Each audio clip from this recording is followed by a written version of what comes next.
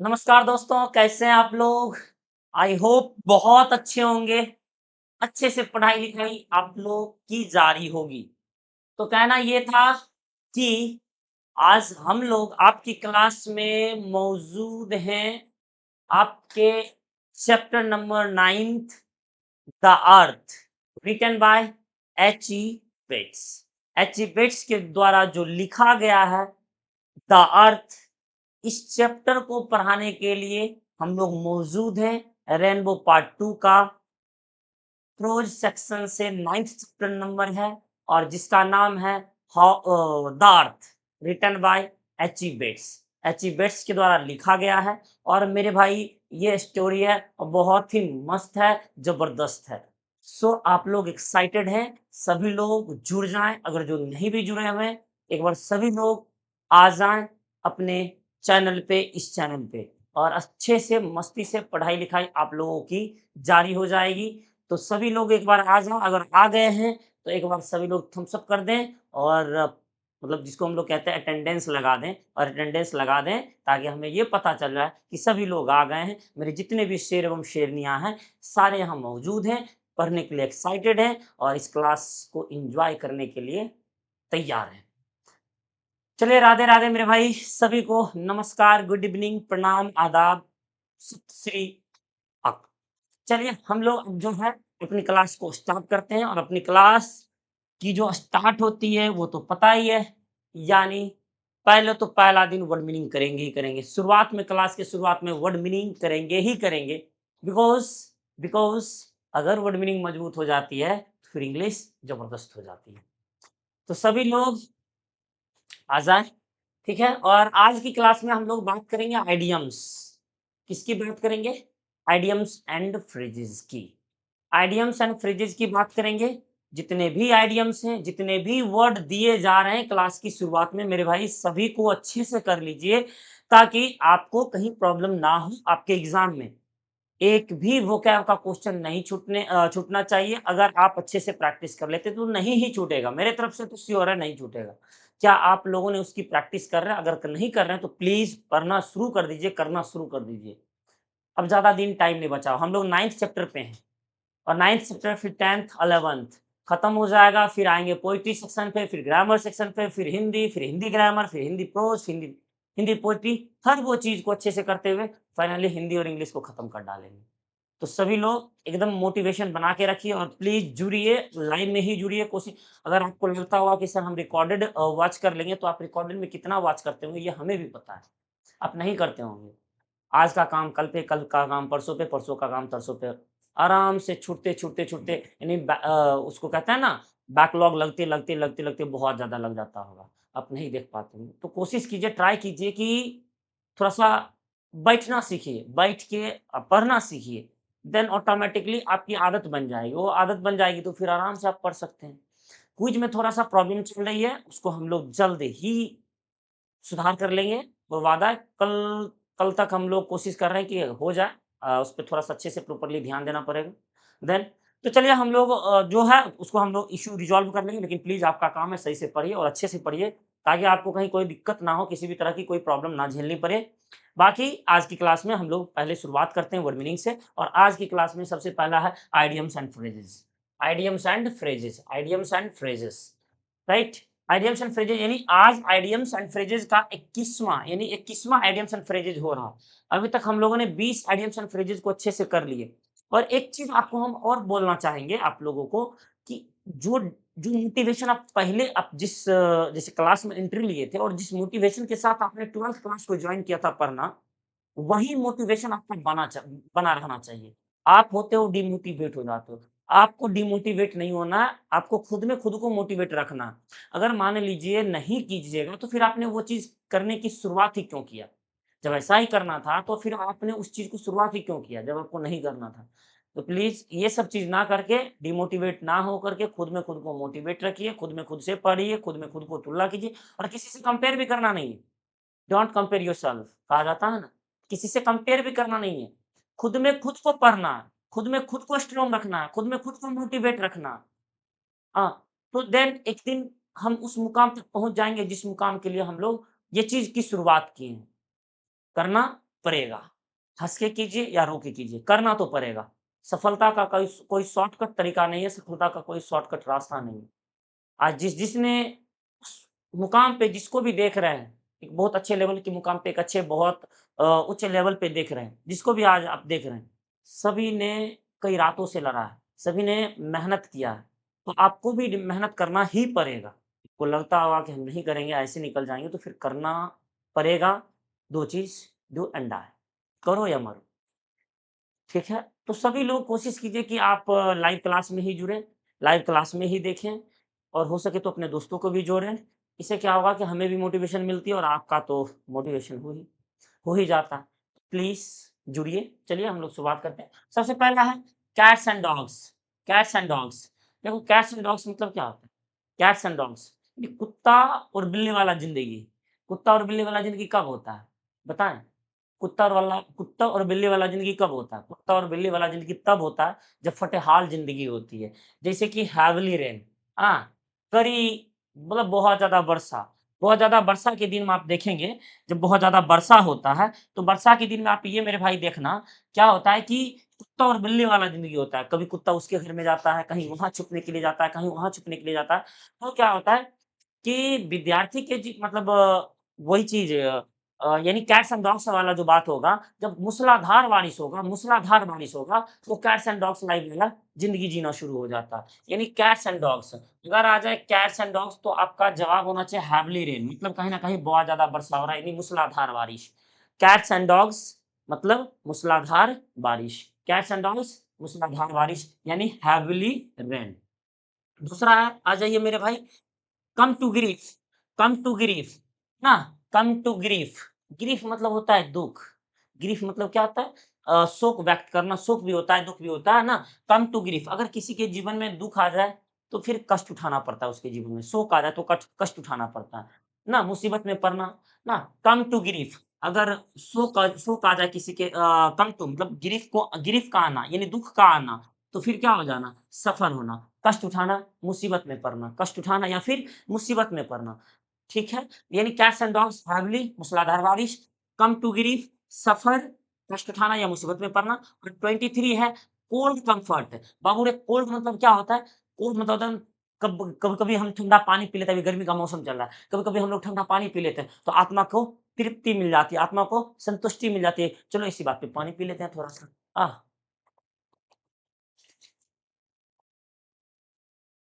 अब देखिए आत्मा को पानी पीने के बाद सैटिस्फैक्शन मिल गया। हाँ, आत्मा तृप्त हो उठी। ठंडा-ठंडा पानी था, आत्मा तृप्त हो उठी। तो उसी तरह कहता है कोल्ड मतलब होता है ठंडा और कम्फर्ट, कम्फर्ट मतलब एकदम अच्छा फ़ील करना, राइट? तो हो जाएगा क्या कोल्ड कम्फर्ट स्लाइट सैटिस्फैक्शन थोड़ी या अधूरी संतुष्टि। पानी पीने के बाद क्या होता है? थोड़ा-सा तो संतुष्टि ज़रूर मिलता है। आत्मा को थोड़ा-सा संतुष्टि ज़रूर मिलता है, नहीं चलो आत्मा थोड़ा-सा संतुष्ट होगी, ना? Cold comfort slight satisfaction, cold comfort slight satisfaction थोड़ी या अधूरी संतुष्टि, थोड़ी या अधूरी संतुष्टि। अब मेरे भाई आजा 24 पे कहता है currying favour with currying favour with ठीक है? फेवर विथ अब यहाँ पे कहता है इनग्रेशिएटिंग वनसेल्फ विद खुशामद करना, इनग्रेशिएटिंग राइट? इनग्रेटिएटिंग मतलब इसको अगर शुद्ध करते हैं तो इनग्रेटिएटिंग बट सिएटिंग यानी इनग्रेटिएटिंग ठीक है? इनग्रेटिएटिंग वनसेल्फ विथ खुशामद करना, मतलब किसी को खुशामद करना। तो आप कह सकते हैं करी फेवर विथ। अगला 25वां है डॉग इन द मैनेजर। अब किसी कंपनी का कुत्ता मैनेजर हो, डॉग इन द मैनेजर, किसी कंपनी का कुत्ता मैनेजर हो, डॉग इन द मैनेजर तो आप क्या कह सकते हैं? सेल्फिश पर्सन या स्वार्थी व्यक्ति, सेल्फिश पर्सन या फिर स्वार्थी व्यक्ति, उसे आप ये कह दें। अगला देखिए, कहता है यहाँ पे डॉग इन द मैनेजर क्या हो जाएगा मेरे भाई? सेल्फिश पर्सन, स्वार्थी व्यक्ति। Dog in the manager, selfish person या फिर अ, dog in the manager, selfish person या फिर स्वार्थी व्यक्ति। तो आप आराम से कह सकते हैं, सबसे पहला कैट्स एंड डॉग्स हैविली मूसलाधार बारिश, ठीक है? और दूसरा हाँ, लाइट तो कट गया था। कम टू ग्रीफ सफ़र, कष्ट उठाना या मुसीबत में पड़ना। 23वां हो जाएगा कोल्ड कम्फर्ट, स्लाइट सैटिस्फैक्शन और 24वां currying favour with ingratiating oneself with खुशामद करना। 25वां dog in the manager. Dog in the manager मतलब कुत्ता अगर किसी का मैनेजर है तो सबसे पहले वो अपना देखेगा, स्वार्थी व्यक्ति होगा। क्या होगा? स्वार्थी व्यक्ति, खुद का अपना देखेगा। स्वार्थी व्यक्ति डॉग इन द मैनेजर तो हो जाएगा सेल्फिश पर्सन। क्या हो जाएगा मेरे भाई? सेल्फिश पर्सन यानी स्वार्थी व्यक्ति। Clear? Dog in the manager, selfish व्यक्ति। ठीक, अब आइए थोड़ा-सा प्रैक्टिस कर लेते हैं इस क्वेश्चन को अच्छे से। हम लोग प्रैक्टिस कर लेते हैं इस क्वेश्चन को देख के, ठीक ना? तो बताएँगे सबसे पहले it was raining dash so we stayed at home. It was raining dash so we stayed at home. It was raining मतलब बहुत ज़्यादा वर्षा हो रहा था, इसलिए हमने क्या किया? Cats and dogs come to grief, dog in the manager, cold comfort, dash. It was raining dash, कैसे वर्षा हो रहा था, इसलिए we stayed at home, इसलिए मैं घर में ठहरा। तो बताओ नूनू क्या होगा? बाबू बताओ तो क्या होगा? हाँ, क्या हो जाएगा? B, cats and dogs. बहुत अच्छा, वर्षा एकदम मूसलाधार हो रहा था, वर्षा मूसलाधार हो रहा था, इस वजह से हम घर में ही स्टे कर गए। It was raining cats and dogs, वर्षा बहुत तेज हो रहा था, यानी कैट्स एंड डॉग्स मतलब होता है मूसलाधार बारिश होना। वर्षा बहुत मूसलाधार होता है, बहुत तेज हो रहा था, इसलिए हम लोग जो है घर में ठहर गए। बताइए, बताना मेरे भाई, अब बताना आपको कि he is always dash his boss to get promotion. He is always, he is always वह हमेशा डैश करता है his boss to get promotion, promotion के लिए अपने बॉस को, अपने बॉस को वो क्या करता है प्रमोशन के लिए? Come to grief, cold comfort, currying favour with या कैट्स एंड डॉग्स? क्या होगा?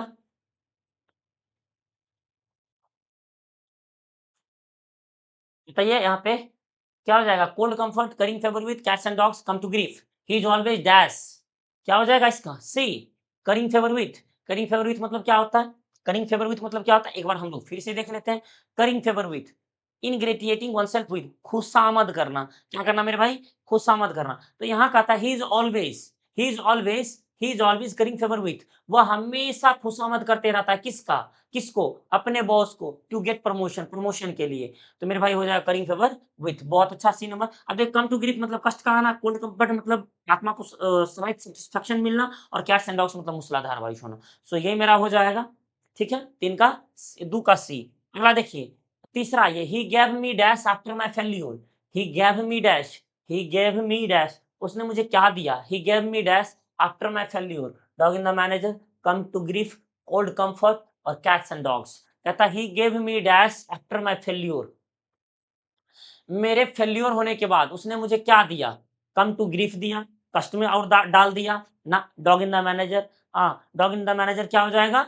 सेल्फिश बन गया, कैट्स एंड डॉग्स मूसलाधार बारिश, कोल्ड कंफर्ट स्लाइट सेटिस्फेक्शन दिया, मतलब अरे कोई बात नहीं, हम है ना, स्लाइट सेटिस्फेक्शन दिया, यानी मेरे भाई हो जाएगा 3 का 3 का 3 का 3 का सी।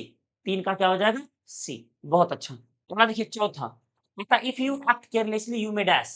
कहता है यदि तुम केयरलेसली तरीके से काम करोगे, इफ यू एक्ट, यदि तुम एक्ट करते हो, कोई चीज करते हो, इफ यू एक्ट, एक्ट करते हो केयरलेसली, एकदम बेपरवाह तरीके से, बेपरवाह तरीके से कोई चीज करते हो, you may dash, come to grief, cold comfort, currying favour with, dog in the manger. क्या हो जाएगा? क्या हो जाएगा इसका? यदि कोई चीज आप केयरलेसली तरीके से करते हो, you may dash, come to grief, तो आपको क्या हो सकता है? कष्ट हो सकती है।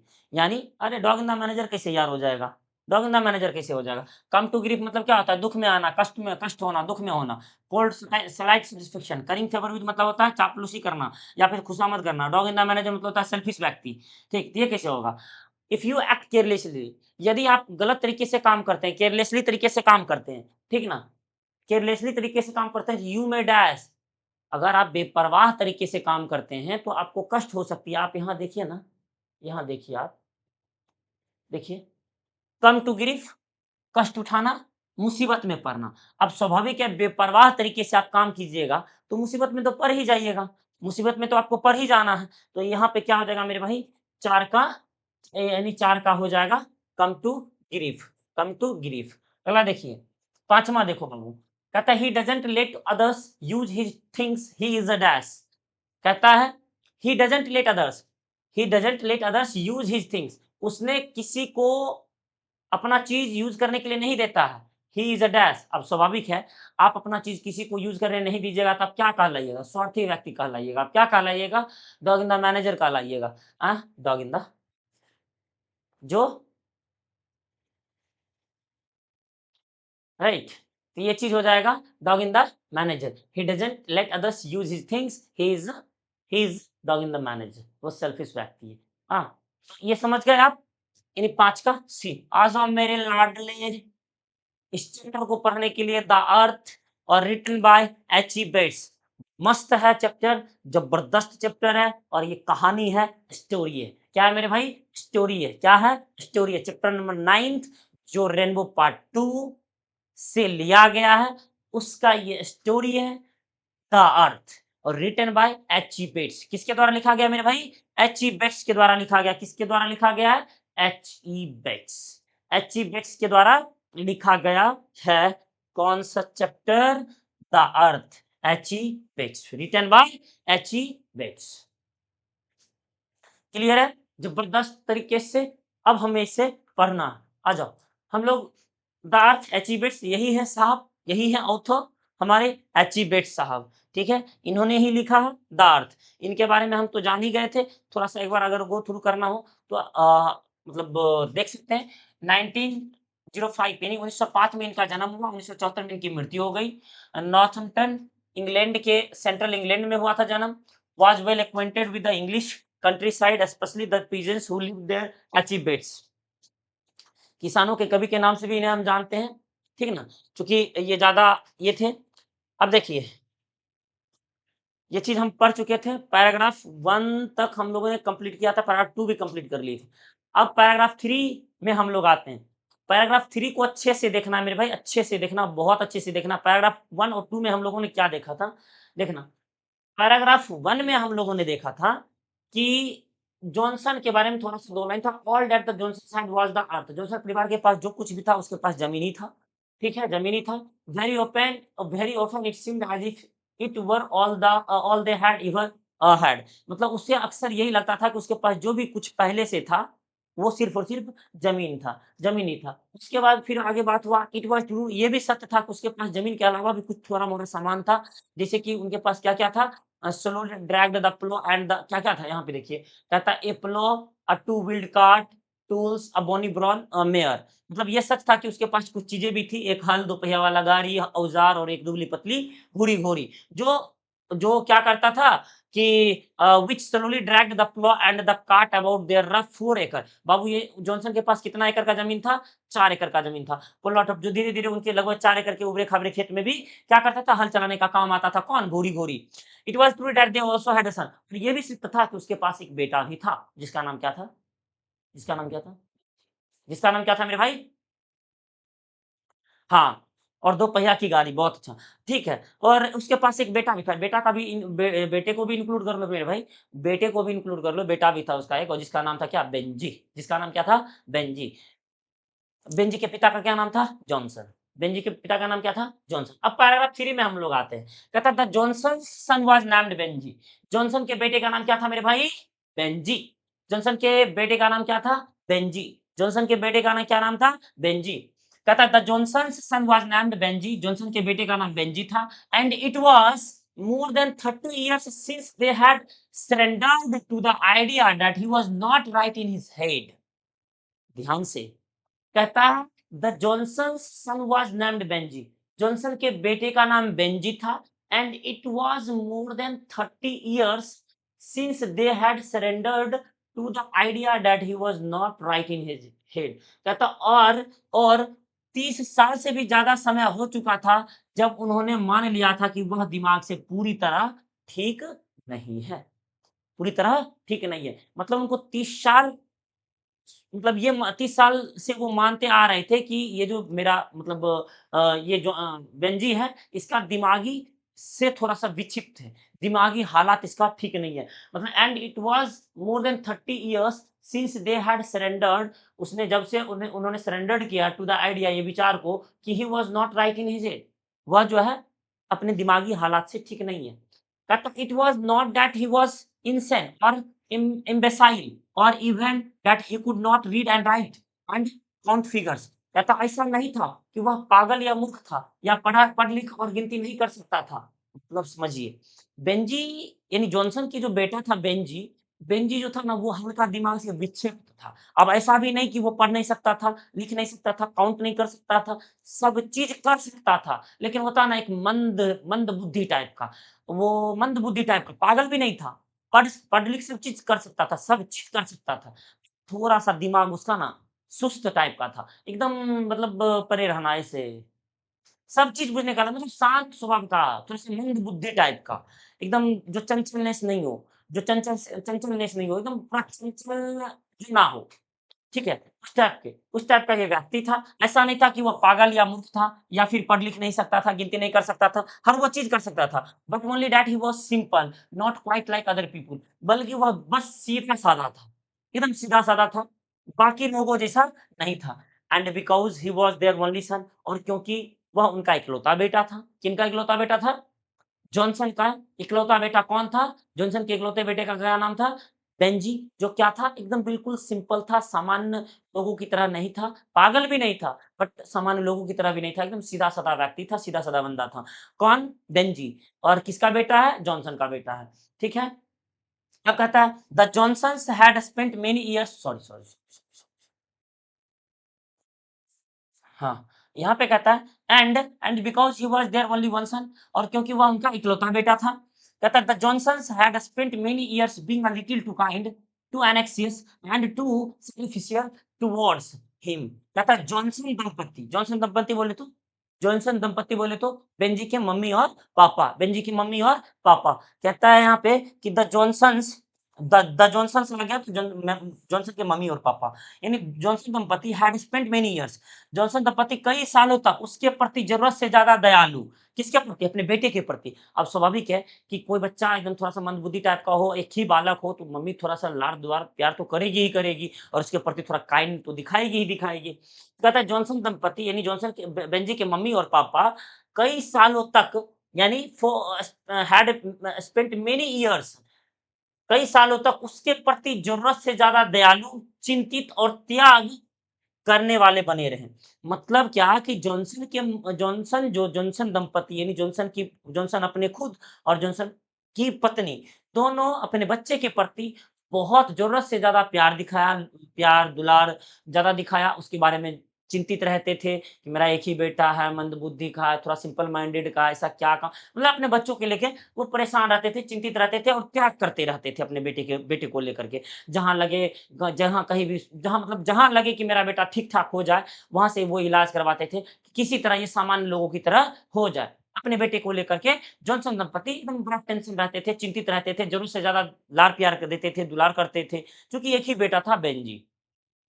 कहता है so that he had grown up to seem worse in their eyes than he really was इसलिए उनकी नजर में वह असलियत से ज्यादा कमजोर कम समझदार लगता गया मतलब अब जरूरत से ज्यादा उसको जो दुलार प्यार लार मिलते गया ना इसलिए जॉनसन दंपत्ति को ये लगा कि मेरा बेटा वाकई में कमजोर है वाकई में अदर लोगों की तुलना में थोड़ा सा वीक है वो मान लिए थे वो मान उनके दिमाग में घर कर गया था कि वाकई में मेरा बेटा सही में अदर लोगों की तुलना में ये क्या है, थोड़ा-सा मंदबुद्धि टाइप का है। यानी so that he had grown up to see worse in their eyes उनके नज़रों में वो जो है किनके नज़रों में? जॉनसन दंपति के नज़रों में, उनकी नज़रों में वह असलियत से ज़्यादा मतलब उन असलियत से ज़्यादा जितना उतना था भी नहीं, जितना ये लोग मान बैठा था। मतलब होता है ना कि मान लेता है कि भाई मेरा मतलब यही चीज़ है, तो रियलिटी में वैसा ही लगने लग जाता है, जैसा सोचोगे वैसा हो ही जाता है।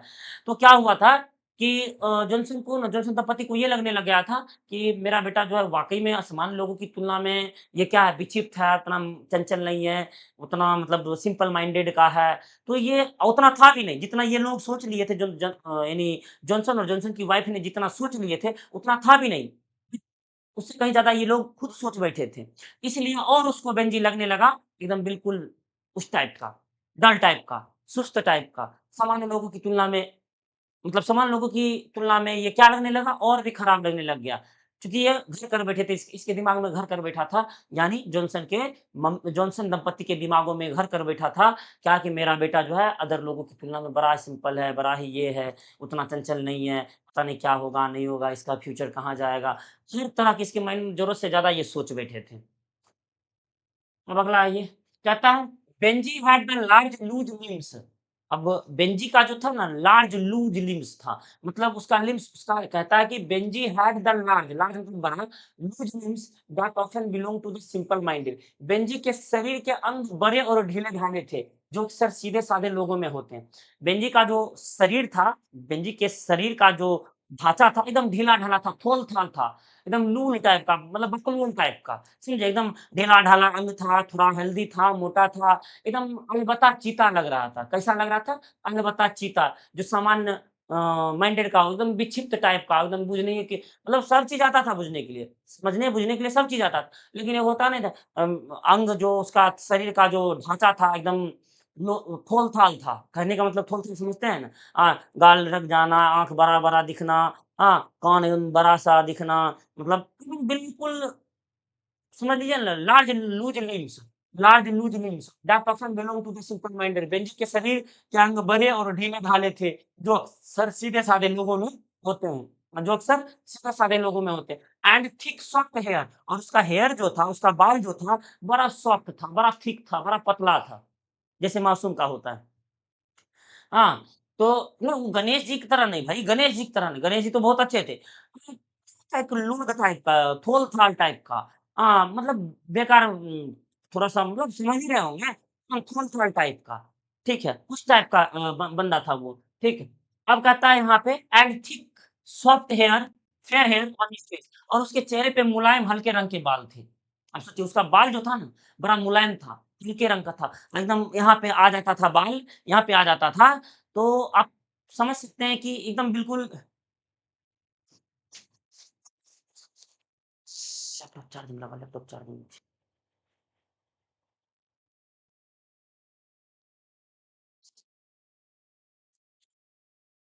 समझ गए? वहाँ पे जो उसका चेहरा था, उसके चेहरे पे गिरा रहा था, एकदम सॉफ्ट हेयर टाइप का, सॉफ्ट हेयर बाल था, एकदम बिल्कुल सॉफ्ट टाइप का। एक सिंपल यहाँ पे कहता है ही हैड, यहाँ पे देखिए and thick soft fair hair on his face, और उसके चेहरे पे मुलायम हल्के रंग के बाल थे। He had the look of being a simple hearted man as well as simple minded man. वह देखने में सीधा दिल वाला और सीधा दिमाग वाला दोनों लगता था। मतलब क्या? वो दिखने में एकदम सीधा-साधा लोग लगता था, सीधा दिल वाला भी और सीधा दिमाग वाला भी, ठीक है? बिल्कुल सीधा-साधा लगता था। His eyes were blue and all day long he had a simple smile on his face. कहता उसकी आँखें नीली थी। किसकी आँखें नीली थी? बेंजी की आँखें नीली थी और उसके चेहरे पे पूरे दिन एक हल्की-सी सीधी-सादी मुस्कान रहती थी, सीधी मुस्कान रहती थी। His eyes were blue His eyes were blue and all day long he had a simple smile on his face. उसकी आँखें नीली थी और पूरे दिन उसके चेहरे पे एक हल्की-सी सीधी मुस्कान बनी रहती थी। But somewhere behind the blue eyes, लेकिन हाँ, ये बात जान लीजिए, ब्लू आई के पीछे, but somewhere कहीं न कहीं, लेकिन कहीं न कहीं behind the blue eyes, blue आँख के पीछे the simple smile and soft childish hair, और सिंपल स्माइल यानी साधारण सी मुस्कान और सॉफ्ट चाइल्ड हेयर और बच्चे की तरह सॉफ्ट हेयर, बच्चे की तरह सॉफ्ट हेयर, ठीक? His simplicity seemed gradually to have become a kind of cunning, ठीक है? लेकिन इन नीली आँखों, सीधी मुस्कान और बच्चे जैसे मुलायम बालों के पीछे कहीं न कहीं उसकी सादगी धीरे-धीरे चालाकी में बदलती जा रही थी। सोचिए, वो जो व्यक्ति था, जो दिखने में सीधा-साधा लग रहा था, बच्चे की तरह बाल था, सॉफ्ट लग रहा था, आँखें नीली थी, एकदम चेहरे पे हमेशा मुस्कान रहता था, सिंपल सीधा दिल वाला और सीधा दिमाग वाला लगता था। यही चीज़ कहीं न कहीं वो जो था ना, बहुत खतरनाक था, कन्निंग था, यानी धूर्त था। सोच सकते हैं, यही चीज़ कहीं न कहीं वो धूर्त बन रहा था। समझ गए? अब कहता है यहाँ पे देखिए, यही है मतलब है नहीं दिखाने की कोशिश की हम लोग कि जॉनसन के यानी जॉनसन की वाइफ़ और यही है बेंजी, जो बड़ा सिंपल माइंडेड का लग रहा है, क्यूट सा लग रहा है, बड़ा सिंपल माइंडेड बालक है और मुर्गी का व्यवसाय करता है। लेकिन यही इसकी सिंप्लिसिटी क्या बना देता है? यही इसकी सिंप्लिसिटी बना देता है कन्निंग, धूर्त। ठीक, अब देखिए अगला, कहता है यहाँ पे अगला पैराग्राफ 4 में आइए, कहता है it was more than 30 years since the Johnsons realising that he was not quite like others. 30 साल से भी ज़्यादा समय हो चुका था जब जॉनसन दंपति ने समझ लिया था कि वह दूसरों जैसा नहीं है। Had taken Benji to a doctor, और वो बेंजी को डॉक्टर के पास ले गए। जब उसको ये एहसास हो गया कि अब मेरा बेटा जो है वो अदर लोगों की तुलना में। अब ये इसको अच्छे से माइंड में घर कर गया था कि नहीं, अब मेरा बेटा जो है अदर लोगों की जैसा नहीं हो सकता, इसे डॉक्टर के पास ले जाना ही होगा। तो बेंजी पेरेंट्स ने क्या किया, बेंजी के मम्मी-पापा ने क्या किया, ठीक है, वैसे दिख नहीं रहा है मतलब इस टाइप का था, बट वो लूज़ लिम्स था उसका, गलती फ़ोटो अच्छा देना चाहिए था, उसी टाइप का देना चाहिए था फ़ोटो, बट नहीं दिया, कोई बात नहीं, आप मान लो, ठीक। तो यहाँ कहता है कि जब जॉनसन 30 साल से अधिक समय हो गया था, जब जॉनसन पेरेंट्स को ये लग गया, जॉनसन और जॉनसन की वाइफ़ को लग गया कि नहीं, मेरा बेटा अब सामान्य की तरह नहीं लग रहा है, इसको डॉक्टर के पास ले जाना ही पड़ेगा। तो डॉक्टर के पास ले गया, किसको लेके? राइट? तो उसको डॉक्टर के पास ले गया, कहाँ पे ले गया? डॉक्टर के पास ले गया, ठीक है? तो डॉक्टर के पास जब लेके गया, तो वो क्या हुआ कि had taken Benji to a doctor, और वो बेंजी को डॉक्टर के पास ले गया। This doctor had persuaded them that he needed interest that would strengthen his mind.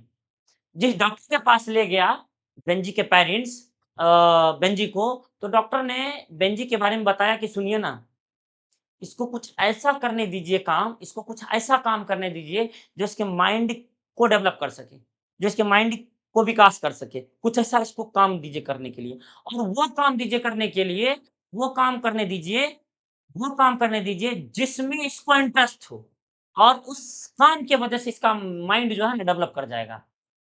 ऐसा कौन-सा डॉक्टर के पास ले गया, तो डॉक्टर बोला देखिए ऐसा दवा-ववा से कुछ होने वाला है नहीं, इसको कुछ इंटरेस्ट का काम दीजिए करने के लिए, जिससे इसका माइंड डेवलप करे। फिर जॉनसन के मम्मी-पापा ने बोला, "ऐसा कौन-सा काम दे भाई इसको करने के लिए?" तो डॉक्टर ने ही बोला, क्या बोला डॉक्टर पता है? डॉक्टर बोला, "आप तो किसान हैं, आप लोग तो किसान हैं, आपके पास तो खेती-बाड़ी होगी ही और इसके पास 4 एकड़ था भी ज़मीन।" तो बोला, "ऐसा कीजिए इसको मुर्गी पालने दीजिए। इसको क्या पालने दीजिए? हाँ, मुर्गा पालने दीजिए, इसको मुर्गा पालने दीजिए।" अब सुनो, तो फिर इसको मुर्गा पालने के लिए दिया जाता है, मुर्गा-मुर्गी जो भी कह सकते हैं। मुर्गा पालने के लिए इसको मिला, अब आगे पढ़ते हैं। उस डॉक्टर ने हमें समझाया था कि बेंजी को ऐसी चीज़ों में दिलचस्पी चाहिए जो उसके दिमाग को क्या करे? मजबूत करे। It would be good if they gave him something to do, some occupations which would help his development. उसने कहा कि अगर उसे कोई काम, किसने कहा? डॉक्टर ने कहा। डॉक्टर ने कहा कि अगर उसे कोई काम या काम-धंधा दे दिया जाए, तो इससे उसके विकास में मदद होगी। It would help a great deal of if they gave him a special interest to feed his sense of responsibility. उसने यह भी कहा कि अगर उसे कोई खास रुचि वाला काम दिया जाए, जिससे कि उस जिस चीज़ में उसको काफ़ी ज़्यादा मन लगता हो, और ताकि जिससे इसका दिमाग मतलब दिमाग का विकास हो और उसमें ज़िम्मेदारी की भावना बढ़े, और उसके प्रति वो जो काम दिया जाए उसमें उसको इंटरेस्ट होना चाहिए, और उस काम के प्रति इसकी ज़िम्मेदारी बढ़े और इसका माइंड डेवलप हो। ठीक है? इस तरह से इसको काम मिला। अब कहता है, "you are people on the land, you are people on the land." अब डॉक्टर ये बोला, सुनिए, आप तो ज़मींदार लोग हैं, आप ज़मींदार लोग हैं, आपके पास तो ज़मीन होगी ही होगी, ठीक है? आप ज़मींदार लोग हैं, उसके आपके पास ज़मीन तो होगी ही होगी, आप लोग खेती-बाड़ी गाँव के लोग हैं। Doctor said let him keep हि हेंस। डॉक्टर ने कहा कि उसे मुर्गियाँ पालने दे दीजिए। बेंजी को मुर्गी पालने के लिए दे दीजिए। देखिए फिर कैसे कमाल करता है, और वाक़ई में कमाल किया। पैराग्राफ 5 में आइए। So for many years Benji had kept hens. इसलिए कई सालों तक बेंजी मुर्गी पालता रहा। मुर्गी मिल गया पालने के लिए, और बेंजी कई सालों तक मुर्गी पालता रहा। कई सालों तक मुर्गी पालता रहा। ठीक है? And what the earth was to his mother and father, और जो उसके माता-पिता के पास ज़मीन था, जो भी उसके माता-पिता के लिए ज़मीन था, the hens were to Benji. जिस प्रकार उसके मम्मी-पापा के लिए जो कुछ भी था वो ज़मीन ही था 4 एकड़, ठीक उसी प्रकार कई सालों तक पालने के बाद, कई सालों तक मुर्गी को पालने के बाद बेंजी के पास जो कुछ भी था, वो सिर्फ़ और सिर्फ़ मुर्गी था। मुर्गी ही था। कहने का मतलब इस लाइन से ये हुआ कि जिस प्रकार उसके मम्मी-पापा पापा को भर जीवन जो कुछ भी था उसके पास केवल और केवल 4 एकड़ ही ज़मीन था, ठीक उसी प्रकार कई सालों तक मुर्गी पालने के बाद बेंजी के पास जो कुछ भी था वो सिर्फ़ और सिर्फ़ मुर्गी ही था। And what the earth was to his mother and father, और जो उसके माता-पिता के लिए ज़मीन थी, ठीक उसी प्रकार the hens were to Benjy, वही बेंजी के लिए मुर्गियाँ थीं। केवल और केवल मुर्गियाँ थी। They were almost all he had, लगभग उसके पास जो कुछ था, वो सिर्फ़ और सिर्फ़ क्या था? मुर्गियाँ ही था। When he came from school, अब सुनिए, जब बेंजी स्कूल से आता था, जब भी बेंजी कभी स्कूल से आता था, जब भी बेंजी स्कूल से आता था, जब वो स्कूल से आता था, cut off cut off by his simplicity from other children, अपनी सादगी की वजह से, यानी बेंजी जब कभी स्कूल से आता था, अपनी सादगी की वजह से, अपनी सिंप्लिसिटी की वजह से उसको सामान्य बच्चों के बीच उसको वो खेल नहीं पाता था, जिसके कारण वो इधर-उधर के कामों में, खेल-कूद में व्यस्त ना होके वो चुपचाप स्कूल से डायरेक्ट घर आता था और घर आकर सादगी की वजह से दूसरे बच्चों से अलग-थलग होकर Benji went straight home to his hens, Benji सीधे घर आकर अपनी मुर्गियों के पास चला जाता था। मतलब सिंपल होने की वजह से, सिंप्लिसिटी होने की वजह से, मंदबुद्धि होने की वजह से वो क्या हुआ, हाँ, वो क्या हुआ कि कहता है कि बेंजी सीधे घर आकर अपनी मुर्गियों के पास चला जाता था। अदर बच्चों के साथ खेलने की बजाय वो चुपचाप घर आता था और घर आके मुर्गियों के पास चला जाता था। ठीक है? Which he kept in a wire coop, जिसे वह तार के कूप में बंद करके रखे हुए था। जिसे वह तार के कूप मतलब पिंजरा, तार वाला पिंजरा बना करके उसमें रखे हुए था जिसे। जिसे वह तार के बने दरबे में रखता था। That his father had made at the back of the house, जो उसके पिता ने घर के पीछे बनाया था, जो उसके पिता ने उसके घर के पीछे बनाया था। जैसे ऐसे, ऐसे देख सकते हैं आप लोग कि बेंजी किस तरह से मुर्गी को रखे हुए हैं और ये मतलब वो घर के पीछे बना हुआ है जाल वाला, जहाँ पे मुर्गी पाला जाता है। इस टाइप से उसके पापा बनाए हुए थे। ठीक है? और ये बेचारा चुपचाप सिंपल माइंडेड होने की वजह से वो चुपचाप क्या होते थे, स्कूल नहीं जाकर चुपचाप अपने घर आता था और घर आकर सीधे डायरेक्ट वो मुर्गी के पास चला जाता था। ठीक है मेरे भाई? अब देखिए, एट फर्स्ट ही केप्ट 10 और डज़न हेन्स। सुनिए ये लाइन बहुत ज़्यादा इम्पोर्टेंट है मेरे भाई। कहता है एट फर्स्ट ही केप्ट 10 और अ डज़न हेन्स। शुरुआत में वो 10 और 12 10 और 12 मुर्गियाँ रखना शुरू किया। शुरुआत में उसने 10 या 12 मुर्गियाँ पालना शुरू किया। ठीक है, पाला था। कलर्स एंड ब्रीड्स, हर रंग और हर नस्ल के। शुरुआत में बेंजी 10 या 12 मुर्गियाँ पालना शुरू किया, जो कि हर रंग और हर कलर के थे, हर कलर का था और हर ब्रीड का था। मतलब कलर्स एंड ब्रीड्स, हर रंग और हर नस्ल का था। ब्राउन एंड स्पेकल्ड, भूरी और चितकबरी, एंड ब्लैक एंड व्हाइट, और काली और सफेद, and the coop was small, और दरबा छोटा था। वो जो दरबा था, शुरुआत में 10 और 12 मुर्गी पालना शुरू किया, हर नस्ल और हर कलर का था उसके पास मुर्गी। और बाद में क्या हुआ कि धीरे-धीरे वो जो था, and the coop was small, और दरबा छोटा पड़ गया था। दरबा बोले तो पिंजरा, पिंजरा छोटा पड़ गया था जहाँ जिसमें वो मुर्गी को रखता था। He fed the hens simply, वह मुर्गी को खाने के लिए देता था on crops, on scraps from the table, जूठी-मूठी जो टेबल से बच जाता था वो, seeded cabbages strung from the wire, जो फूल गोभी से लटका हुआ उसके आँगन में फूल गोभी को सूखने के लिए देता था, उसका जो गिरा हुआ बच जाता था तो उसे खाने के लिए देता था। ए लिटिल मेज, या फिर छोटे-छोटे मतलब क्या कहते हैं, छोटे-छोटे मक्का का दाना खाने के लिए देता था। On corn ears which he gleaned in the late summer from his father's acre of stubble. कहता वो मुर्गियों को साधारण तरीके से खिलाता था। टेबल से बचे हुए टुकड़े, तार से लटकाई गई गोभी, थोड़ा मक्का और मकई के बाल, जिन्हें वो गर्मियों के अंत में अपने पिता के खेत से चुन कर लाता था। वही चीज़ उसको खाने के लिए मिलता था मुर्गी को। इट इज़ पॉसिबल दैट, यह संभव था कि ए hen, एक मुर्गी, बीइंग अ सिंपल क्रिएचर, मतलब कहता है इट इज़ पॉसिबल दैट, यह संभव है कि मुर्गी एक साधारण जीव होने के कारण साधारण देखभाल में ही अच्छी तरह पनप जाती है, अच्छी तरह पल-बढ़ जाती है। मतलब एक मुर्गी साधारण जीव होने के कारण वो साधारण से खानों में अच्छे से पल पल जाती है, अच्छे से पल-बढ़ जाती है, जिसके कारण उसे कोई ज़्यादा खर्चा उसके पीछे करना नहीं पड़ता है। अब कहता है Benji understood, Benji understood, Benji समझ गया था। क्या समझ गया था मेरे भाई?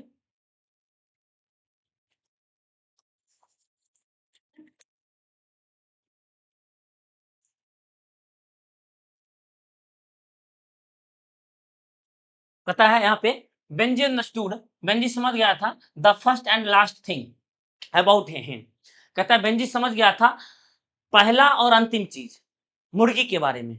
क्या समझ गया था सुनिए। कहता है बेंजी अंडरस्टूड, बेंजी समझ गया था the first and last thing about a hen, Benji मुर्गी के बारे में सबसे जरूरी बात समझता था, that it exist for purpose of laying eggs, कि मुर्गी का काम अंडा देने का ही होता है। बेंजी समझ गया था मुर्गी मुर्गी के बारे में पहला और अंतिम चीज, कि मुर्गी जो होता है वो सिर्फ और सिर्फ अंडा देने के लिए होता है।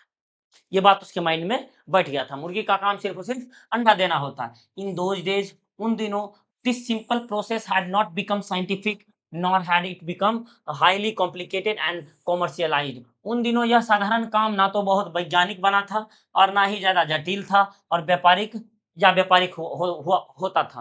मतलब ज्यादा जटिल भी काम नहीं था ज़्यादा कॉम्प्लिकेटेड भी नहीं था, ज़्यादा जटिल या व्यापारिक हुआ था। तो उन दिनों उतना चर्चित में ये चीज़ नहीं था। एग्स वर चीप, अंडे सस्ते बिकते थे। जो भी मुर्गी का अंडा होता था वो क्या होता था, बड़ा सस्ता बिकता था। एग्स वर चीप, अंडे सस्ते थे। Hens mysteriously packed nourishment of the bare earth, और मुर्गियाँ जैसे अपने आप ही खाली ज़मीन से दाना चुनकर पेट भी भर लेता था। मुर्गियाँ जो था उसके पास अपने आप मतलब खाने वाला सामान चूज़ करके वो अपना पेट भर लेता था। They sat in a homemade nesting box on straw and laid the eggs expected of them. वो घर के बने घोंसले डिब्बे में भूसे पर बैठती थी, और जितने अंडे उनसे उम्मीद होती थी उतने दे देती थी। मुर्गी से जितना बेंजी उम्मीद करता था अंडा का, उतना अंडा भी दे देता था और उसके पीछे कुछ खर्चा भी करना नहीं पड़ता था। अपना पेट भी मुर्गी खुद मतलब भोजन चुन-चुन कर, अब उसके पिता का जो जॉनसन का जो खेत था उससे जो मतलब जो भी कुछ होता था, उसे अपना वो चूज़ करके मक्का का बाली वगैरह जो भी गिरा-हुरा होता था मकई के दिन में, जब वो चीज़ मकई का जब खेत खत्म हो जाता था, जो भी बाली-वूली वाला बचता था, मकई का दाना वगैरह, उससे मुर्गी अपना दाना चूज़ कर के पेट भर लेता था। पर बेंजी को ज़्यादा दिमाग भी लगाना नहीं पड़ता था मुर्गी के पीछे, और जितना उम्मीद करता था अंडा भी उसको उतना मिल ही जाता था, तो ज़्यादा उसको उतना खर्चा नहीं था और अंडा सस्ता भी था उस समय। अगला सुनिए, कहता है यहाँ पे पैराग्राफ 6 में आइए। बेंजी अंडरस्टूड अनदर थिंग, और बेंजी एक और चीज़ बात समझ गया था। बेंजी तो ये बात मुर्गी के बारे में समझ गया था कि मुर्गी का काम क्या होता है, कि सिर्फ़ और सिर्फ़ मुर्गी होता है अंडा देने के लिए। और बेंजी को एक और बात दिमाग में आ गया था। क्या दिमाग आ गया था? क्या दिमाग आया था कि Benji understood another thing, Benji एक और बात समझ गया था कि the business of hens, Benji मुर्गी के काम के बारे में एक और बात समझ गया, and that was that eggs could be sold to callers at the back door of the house. कहता और वह यह थी कि अंडे घर के पीछे के दरवाजे पर आने वाले लोगों को बेचे जा सकते थे।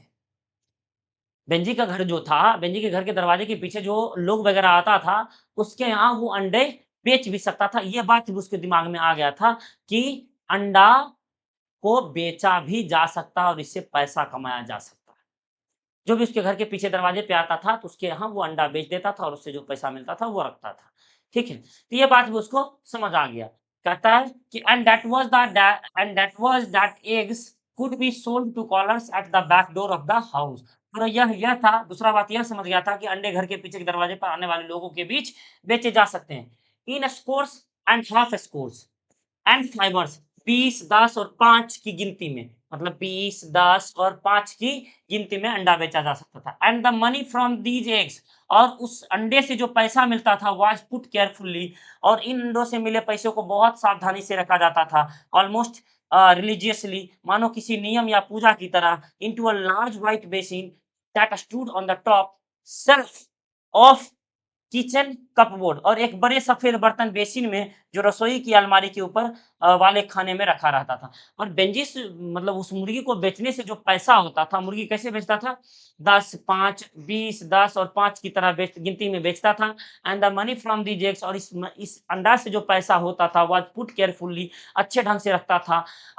ऑलमोस्ट रिलिजियसली, जैसे मानो कि किसी नियम या पूजा की तरह रख रहा हो, into a large white basin that stood on the top shelf of the kitchen cupboard, बड़े सफ़ेद बर्तन बेसिन में जो रसोई की अलमारी के ऊपर वाले खाने में रखा रहता था। देखिए पैसा को किस तरह से रखा हुआ है।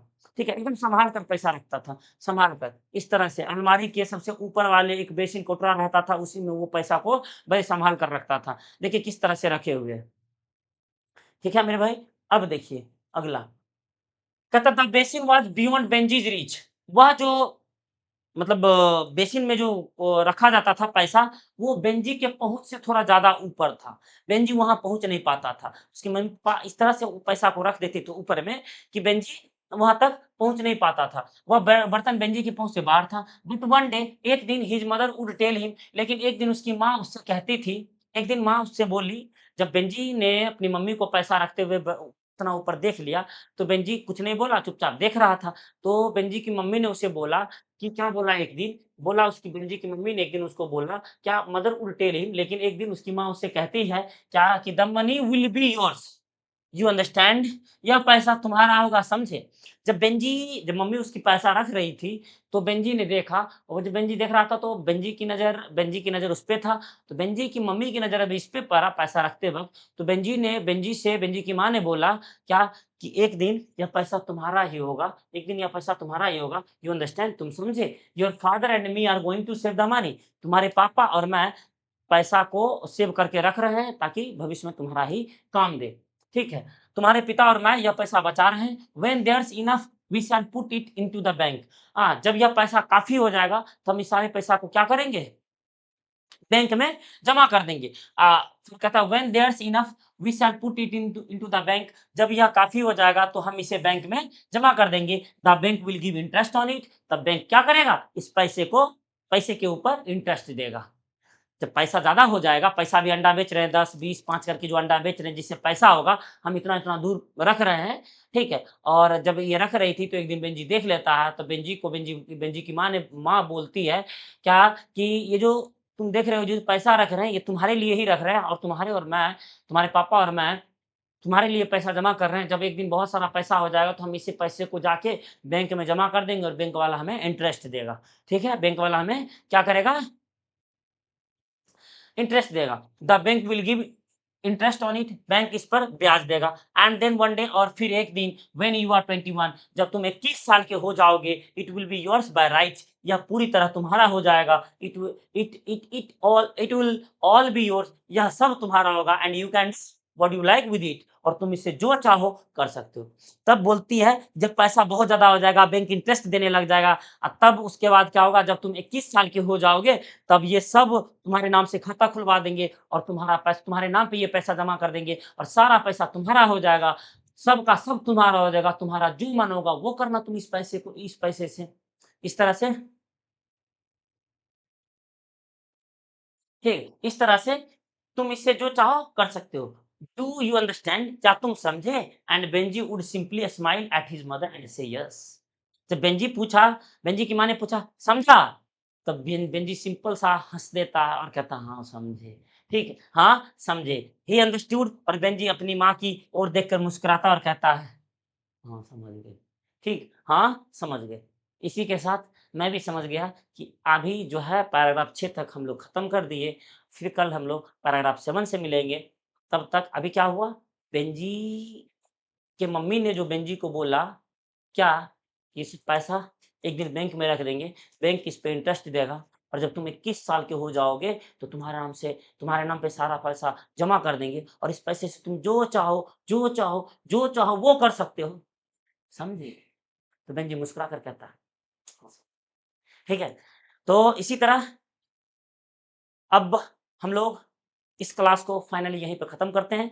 फिर कल पैराग्राफ 7 से हम लोग मिलेंगे और इसी तरह अच्छे से पढ़ते हुए चले जाएँगे।